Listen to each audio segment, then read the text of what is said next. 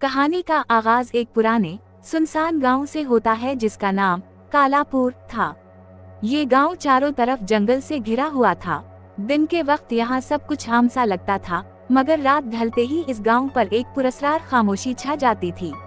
लोग कहते थे कि सदियों पहले इस गांव में एक जालिम जमींदार रहता था जिसने बेगुनाह मजदूरों को अजियत दे देकर मार डाला था।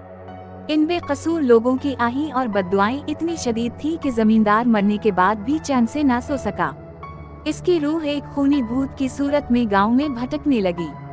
कालापुर के लोग दिन में खेतों में काम करते, बच्चे खेलते, औरतें कुएं से पानी लाते, लेकिन सूरज ढलने के बाद सब अपने घरों के दरवाजे बंद कर लेते। किसी की हिम्मत ना थी कि रात को बाहर निकले। बुजुर्ग अक्सर बच्चों को डराते हुए कहते, सूरज के डूबते ही कालापुर का भूत निकल आता है। वो जिसे देख लेता है, इसका खून पी जाता है।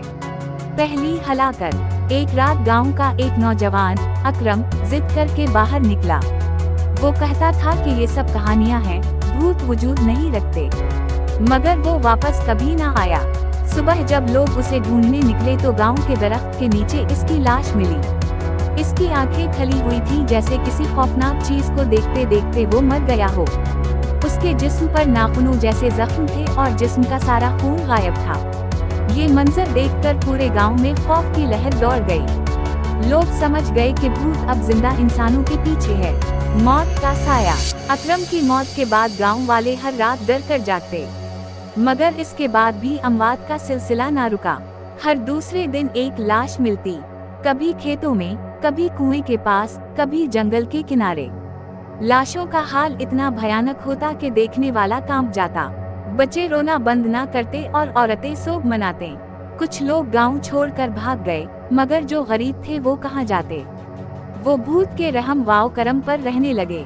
मिला की कोशिश। गांव के बुजुर्ग मिलाजी ने फैसला किया कि इस लानत को खत्म करना होगा। इन्होंने कुरान की तिलावत शुरू की, तावीज लिखे और रात को मस्जिद में अजान देने लगे। एक रात मिलाजी ने ऐलान किया कि वो भूत को कैद करने के लिए दुआ पढ़ेंगे। गांव के चंद बहादुर नौजवान उनके साथ हो गए। रात के पिछले खा सब मस्जिद में इकट्ठे हुए। जैसे ही मिलाजी ने दुआ शुरू की, अचानक मस्जिद के दरवाजे पर जोरदार धमाका हुआ। सर्द हुआ चलने लगी, चिराग बुझ गए। अंधेरे में एक खौफनाक साया नमूदार हुआ। इसकी आंखें अनगारों की तरह जल रही थीं और उसके हाथों से खून टपक रहा था। वो भूत हंसा, ऐसी हंसी के दिल दहल जाए। फिर बोला, ये गांव मेरा है, कोई मुझे रोक नहीं सकता। तुम सब मेरे गुलाम हो। एक झटके से उसने मिलाजी को दीवार से टकरा दिया। बाकी नौजवान भी एक एक करके जमीन पर गिर गए। सुबह जब लोग मस्जिद पहुँचे तो सबके सब मुर्दा पड़े थे। मिलाजी का जिस्म आधा जला हुआ था और बाकियों के सीने फटे हुए थे। खौफ की इंतहा। इसके बाद गांव में क़यामत का समा हो गया। लोग खले आम रोते, घर खाली पड़े रहते। जो जिंदा थे वो भी मर्दों जैसे थे। गांव के बच्चों की हंसी खत्म हो गई, औरतों के चेहरे जर्द हो गए। लोग दिन को भी बाहर निकलने से कतराते। भूत अब रात को ही नहीं बल्कि दिन में भी नजर आने लगा। कभी खेतों के किनारे खड़ा मुस्कुराता, कभी कुएं से झांकता, कभी किसी घर की छत पर बैठा होता। लोग इसकी आंखों से नजरें नहीं मिला पाते। आखिरी रात। एक रात अचानक पूरे गांव में आग भड़क उठी। घास फूस के मकान जलने लगे। लोग बाहर निकले तो देखा कि भूत आग के दरमियान खड़ा है। इसकी हंसी आग की लिपटों में गूंज रही थी। वो एक एक करके लोगों को पकड़ता, उनका गला दबाता और खून पी जाता।